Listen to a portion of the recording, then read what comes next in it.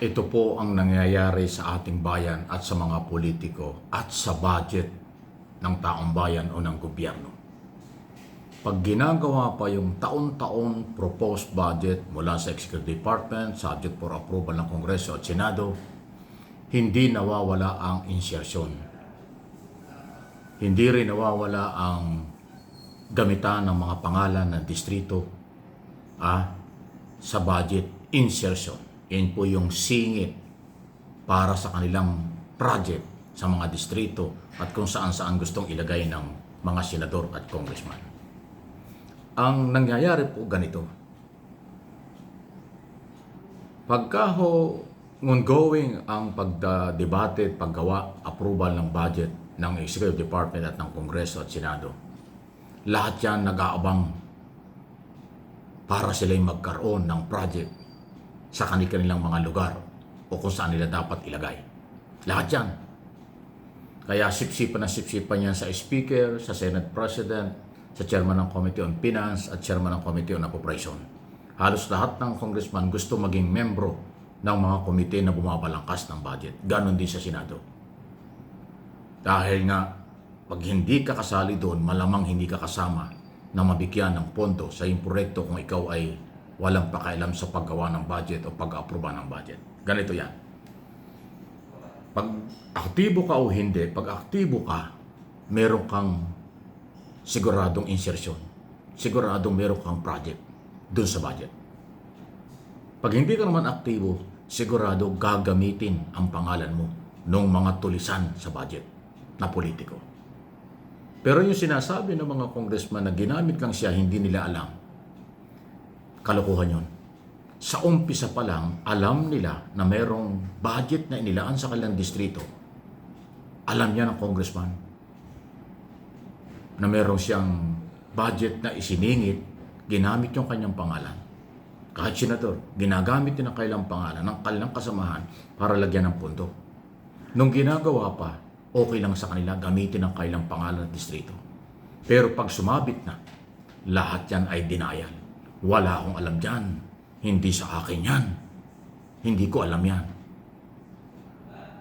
Pero sa totoo lang, bago bigyan, bago mag-parking, yun ang sasabi ni Toby Chanco nung araw bago bigyan ng pera yung distrito mo, kinonsulta yan ng congressman. Halimbawa ako congressman. Tapos si Pedro, na kaibigan ko, ay congressman din. Ako yung kasama doon sa budget na kaya kong magsingit. Sasabihin ko kay Pedro, Kong, maglagay ako ng 100 milyon dyan para magkaroon ng project ng distrito mo. Ako ang bahala. Sasabihin ng Congressman Pedro, sige, ikaw nang bahala pare. Usap lang tayo. Yan. Gagawa ko ng paraan na malagay yung distrito ni Pedro. Doon sa aking koneksyon sa committee, sa aking koneksyon sa kung kanino, nalagyan ko ng 100 milyon. Pag natapos na yung project, meron na 100, yung batas, meron na 100 milyon. Mag-uusap na ngayon si Pedro at ako sabi, pare, abay, ano ba project gusto mo dyan? Gamitin na natin 100 milyon mo. 20% ang akin dyan. Sa'yo, 10%. O kaya hati tayo sa 30%. Ganun ang usapan dyan. Kahit ng araw ba. Ngayon, pag sumabit, dahil ito nga, katulad ito, may scam. May anomalya. Yung Pedro, kahit na anong gawin mo doon, sabi ng Pedro, wala akong alam dyan. Hindi ko alam yan. Hindi ako kinonsulta. Nagulat nga ako, biglang may pera lang sa distrito ko. Ako naman, kahit anong paliwanag ko, hindi maniniwala ang tao kasi yung mismong congressman nagsabi, hindi niya alam. Yun ang nangyayari. Pag umpisa, alam nila lahat. Pag sumabit na, laglagan. Denial. Yan ang nangyayari. Kahit sa Senado, nangyayari din yan. Di ba? Kahit si Congressman Marcos, yung anak ng ating Pangulo, si Sandro, saka nakita doon sa lumabas na insertion, nagkaroon siya ng pondo doon sa Davao City. May gumamit na yung pangalan niya, nalagyan ng budget doon sa Davao City. Maaaring pinayagan ni Sandro ko yun, ni Sandro Marcos, para sa maayos na project. Pero nung sumabit na, sabi niya wala siyang project. Ganun ang dating. Maraming ganyan. Kaya yung saldi ko, at saka dating speaker, yung speaker at saka yung chairman ng Committee on Operation, alam na alam nun kung sino ang merong insertion, sino ang nanggamit, sino ang ginamit na congressman. Sa Senado, ganon din. Hindi pwedeng hindi alam ng chairman ng komite. Dahil dadaan sa kanila lahat yan. Ang final decision, bago aproban, bago dumating sa BICAM, or during BICAM ng panahon na hindi ito napapanood natin, sila nag-uusap yan. Kaya ngayon, nung araw, nag-aagawan niya para maging member ng BICAM kasi doon ang insertion. Eh ngayon, dahil nag-live na sa social media ang BICAM, nakita mo, ang dami senador nag-resign. Ayaw ko na sumali dyan. Nagmamalinis pa kayo. Kaya kayo hindi sumali dyan kasi wala na kayo may sisingit dahil live eh. Kung may nagsingit kayo doon, kita-kita ng taong bayan kung magkano sinisingit mo. Balusot pa kayo. Yan po yung nangyayari. Panluloko sa matagal ng panahon.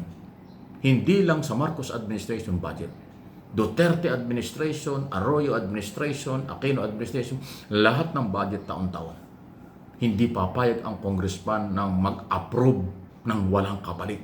Hindi papayag ang mga senador na mag-approve ng budget na Malacanang lang o executive lang ang makikinabang. Laging yung personal interest nila sa distrito nila, sa kailang gustong paglagyan ng project, nandun, hindi pwedeng mawala yun. Kaya nga lang ho, pag sumabit na lahat ay nagtitinay, lahat nagmamalinis, lahat naghuhugas kamay, kasi kaso ang aabot nila. Kaya nga yung record na hawak-hawak ng DPWS, matindi yan. Hindi ko nga alam, ba't ayaw ilabas ni Secretary Vince Dizon yung lahat ng detalye. May record ang Public Works, sino ang ponente na senador at congressman. Meron silang record niyan, hindi pwedeng wala. Kasi hindi ibibigay yung project, hindi ilalabas ang pondo kung hindi identify yung proponent at saka yung district engineer at saka yung contractor. Sila talaga nag-uusap from day one hanggang sa partihan. From day one hanggang sa may simulan o walang matapos o ghost project. Ganun po yan. Huwag nyo kaming paglululokohin. Ang aking channel, hindi ho ninyo pwedeng kontrolin. Sasabihin ko yung totoo. Opinyon ko ito. Pero ang opinyon ito may pinanghuhugutan. May facts, may pinangyarihan, may pinanggalingan. Hindi opinyon na basta opinyon. Yan ang totoo. Kaya hindi ko nilalahat. Maliit na porsyento ang malinis ang budhi ng politiko. Karamihan sa kanila talagang involved sa kalokohan. Pag pera talaga. Gagastos ka ng 100 milyon para maging congressman. Gagastos ka ng 200, 500 milyon para maging senador. Tapos wala kang project. Tapos wala kang insertion. Tapos wala kang pagkukunan. Paano mo ibabalik yun? Paano babawi yung mga kontraktor na donor? Paano makakabawi ka sa pinagkakautangan man loob na tumulong sa'yo? Yan ang kapital. Yan ang puhunan. Tapos puhunan nila posisyon at pera ng bayan. Ang pagbabalik sa mga pinagkakautangan ng loob nila, pera ng bayan na ginagamit. Huwag na kayong magmalinis.